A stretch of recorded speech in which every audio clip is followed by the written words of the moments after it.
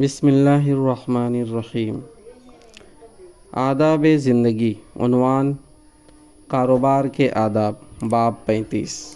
سامعین، آپ سے پھر مؤدبانہ گزارش ہے کہ آپ سبسکرائب اگر نہیں کیے ہیں، نئے ہیں اس چینل پر تو سبسکرائب کر لیں۔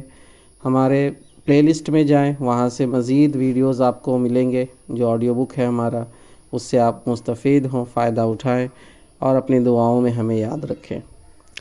نمبر 1، دلچسپی اور محنت کے ساتھ کاروبار کیجیے۔ اپنی روزی خود اپنے ہاتھوں سے کمائیے اور کسی پر بوجھ نہ بنیے۔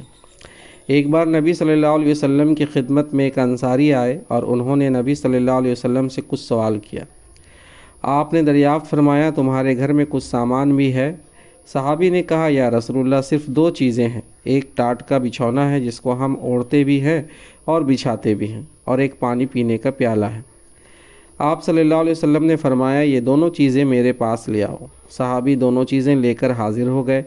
آپ نے وہ دونوں چیزیں 2 درہم میں نیلام کر دیں اور 2 درہم ان کے حوالے کرتے ہوئے فرمایا، جاؤ 1 درہم میں تو کچھ کھانے پینے کا سامان خرید کر گھر والوں کو دے آؤ، 1 درہم میں کلہاڑی خرید کر لاؤ۔ پھر کلہاڑی میں آپ نے اپنے مبارک ہاتھوں سے دستہ لگایا اور فرمایا، جاؤ جنگل سے لکڑیاں کاٹ کاٹ کر لاؤ اور بازار میں بیچو۔ 15 دن کے بعد ہمارے پاس آ کر رودات سنانا۔ 15 روز کے بعد جب وہ صحابی حاضر ہوئے تو انہوں نے 10 درہم جمع کر لیے تھے۔ آپ صلی اللہ علیہ وسلم خوش ہوئے اور فرمایا، یہ محنت کی کمائی تمہارے لیے اس سے کہیں بہتر ہے کہ تم لوگوں سے مانگتے پھرو اور قیامت کے روز تمہارے چہرے پر بھیک مانگنے کا داغ ہو۔ نمبر 2، جم کر کاروبار کیجیے اور خوب کمائیے تاکہ آپ لوگوں کے محتاج نہ ہوں۔ نبی صلی اللہ علیہ وسلم سے لوگوں نے ایک بار پوچھا، یا رسول اللہ، سب سے بہتر کمائی کون سی ہے؟ فرمایا، اپنے ہاتھ کی کمائی اور ہر وہ کاروبار جس میں جھوٹ اور خیانت نہ ہو۔ حضرت ابو قلابہ رحمۃ اللہ علیہ فرمایا کرتے تھے کہ بازار میں جم کر کاروبار کرو، تم دین پر مضبوطی کے ساتھ جم سکو گے اور لوگوں سے بے نیاز رہو گے۔ نمبر 3، کاروبار کو فروغ دینے کے لیے ہمیشہ سچائی اختیار کیجیے۔ جھوٹی قسموں سے سختی کے ساتھ پرہیز کیجیے۔ نبی صلی اللہ علیہ وسلم نے فرمایا، قیامت کے روز خدا تعالیٰ نہ اس شخص سے بات کرے گا، نہ اس کی طرف منہ اٹھا کر دیکھے گا اور نہ اس کو پاک صاف کر کے جنت میں داخل کرے گا، جو جھوٹی قسمیں کھا کھا کر اپنے کاروبار کو فروغ دینے کی کوشش کرتا ہے۔ اور آپ صلی اللہ علیہ وسلم نے یہ بھی فرمایا، اپنا مال بیچنے کے لیے کثرت سے جھوٹی قسمیں کھانے سے بچو۔ یہ چیز وقتی طور پر تو فروغ کی معلوم ہوتی ہے، لیکن آخر کار کاروبار میں برکت ختم ہو جاتی ہے۔ نمبر 4، کاروبار میں ہمیشہ دیانت و امانت اختیار کیجیے اور کبھی کسی کو خراب مال دے کر یا معروف نفع سے زیادہ غیر معمولی نفع لے کر اپنی حلال کمائی کو حرام نہ بنائیے۔ خدا کے رسول صلی اللہ علیہ وسلم کے ارشاد ہے، سچا اور امانت دار تاجر قیامت میں نبیوں، صدیقوں اور شہیدوں کے ساتھ ساتھ ہوگا۔ نمبر 5، خریداروں کو اچھے سے اچھا مال فراہم کرنے کی کوشش کیجیے۔ جس مال پر آپ کو اطمینان نہ ہو وہ ہرگز کسی خریدار کو نہ دیجیے، اور اگر کوئی خریدار آپ سے مشورہ طلب کرے تو اس کو مناسب مشورہ دیجیے۔ نمبر 6، خریداروں کو اپنے اعتماد میں لینے کی کوشش کیجیے کہ وہ آپ کو اپنا خیر خواہ سمجھے، آپ پر بھروسہ کرے اور ان کو پورا اطمینان ہو کہ وہ آپ کے یہاں کبھی دھوکہ نہ کھائیں گے۔ نبی اکرم صلی اللہ علیہ وسلم کے ارشاد ہے، جس نے پاک کمائی پر گزارا کیا، میری سنت پر عمل کیا اور لوگوں کو اپنے شر سے محفوظ رکھا، تو یہ شخص جنتی ہے، بہشت میں داخل ہوگا۔ لوگوں نے عرض کیا، یا رسول اللہ، اس زمانے میں تو ایسے لوگ کثرت سے ہیں۔ آپ نے فرمایا، میرے بعد بھی ایسے لوگ ہوں گے۔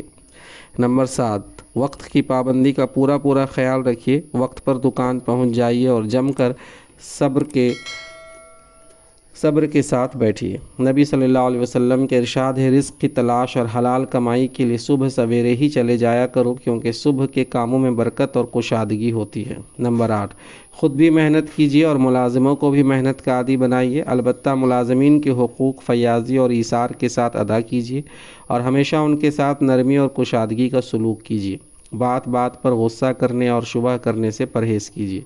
نبی صلی اللہ علیہ وسلم کے ارشاد، خدا اس امت کو پاکیزگی سے نہیں نوازتا جس کے ماحول میں کمزوروں کو ان کا حق نہ دلوایا جائے۔ نمبر 9، خریداروں کے ساتھ ہمیشہ نرمی کا معاملہ کیجیے اور قرض مانگنے والوں کے ساتھ نہ سختی کیجیے، نہ انہیں مایوس کیجیے اور نہ ان سے تقاضے میں شدت کیجیے۔ نبی صلی اللہ علیہ وسلم کے ارشاد خدا اس شخص پر رحم فرمائے جو خرید و فروخت اور تقاضا کرنے میں نرمی اور خوش اخلاقی سے کام لیتا ہے۔ اور آپ صلی اللہ علیہ وسلم نے یہ بھی فرمایا کہ جس شخص کی یہ خواہش ہو کہ خدا اس کو روز قیامت کے غم اور گھٹن سے بچائے تو اسے چاہیے کہ تنگ دست قرض دار کو مہلت دے یا قرض کا بوجھ اس کے اوپر سے اتار دے۔ نمبر 10، مال کا عیب چھپانے اور خریدار کو فریب دینے سے پرہیز کیجیے۔ مال کی خرابی اور عیب خریدار پر واضح کر دیجیے۔ ایک بار نبی صلی اللہ علیہ وسلم غلے کے ایک ڈھیر کے پاس سے گزرے۔ آپ نے اپنا ہاتھ اس ڈھیر میں ڈالا تو انگلیوں میں کچھ تری محسوس ہوئی۔ آپ نے غلے والے سے پوچھا یہ کیا؟ دکاندار نے کہا یا رسول اللہ اس ڈھیر پر بارش ہو گئی تھی۔ آپ نے فرمایا پھر تم نے بھیگے ہوئے غلے کو اوپر کیوں نہیں رکھ دیا کہ لوگ اسے دیکھ لیتے؟ جو شخص دھوکہ دے اس کا مجھ سے کوئی تعلق نہیں۔ نمبر 11، قیمتیں چڑھنے کے انتظار میں کھانے پینے کی چیزیں روک کر خدا کی مخلوق کو پریشان کرنے سے سختی کے ساتھ بچیے۔ نبی صلی اللہ علیہ وسلم نے فرمایا ذخیرہ اندوزی کرنے والا گنہگار ہے۔ ایک اور موقع پر آپ نے فرمایا ذخیرہ اندوزی کرنے والا کیسا برا آدمی ہے۔ جب خدا چیزوں کو سستا فرما دیتا ہے تو وہ غم میں گھلتا ہے اور جب قیمتیں چڑھ جاتی ہیں تو اس کا دل باغ باغ ہو جاتا ہے۔ نمبر 12، خریدار کو اس کا حق پورا دیجیے۔ ناپ تول میں دیانتداری کا اہتمام کیجیے۔ لینے اور دینے کا پیمانہ ایک رکھیے۔ نبی صلی اللہ علیہ وسلم نے ناپ تول والے تاجروں کو خطاب کرتے ہوئے آگاہ کیا، تم لوگ 2 ایسے کاموں کے ذمہ دار بنا دیے گئے ہو جن کی وجہ سے تم سے پہلے گزری ہوئی قومیں ہلاک ہوئیں۔ قرآن مجید میں ہے ناپ تول میں کمی کرنے والوں کے لیے ہلاکت ہے۔ جو لوگوں سے ناپ کر لیں تو پورا لیں اور جب ان کو ناپ یا تول کر دیں تو کم کر دیں۔ کیا یہ لوگ نہیں جانتے کہ یہ زندہ کر کے اٹھائے بھی جائیں گے ایک بڑے ہی سخت دن میں، جس دن تمام انسان رب العالمین کے حضور کھڑے ہوں گے؟ سورہ مطففین آیت نمبر 1 تا 6۔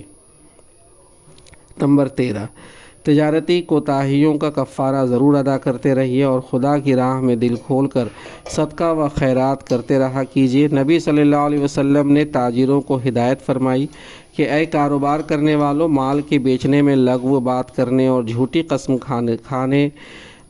قسم کھا جانے کا بہت امکان رہتا ہے۔ تم لوگ اپنے مالوں میں سے صدقہ ضرور کیا کرو۔ نمبر 14، اور اس تجارت کو کبھی ذہنوں سے اوجھل نہ ہونے دیجیے جو دردناک عذاب سے نجات دلانے والی ہے اور جس کا نفع فانی دولت نہیں بلکہ ہمیشہ کی کامرانی اور لازوال عیش ہے۔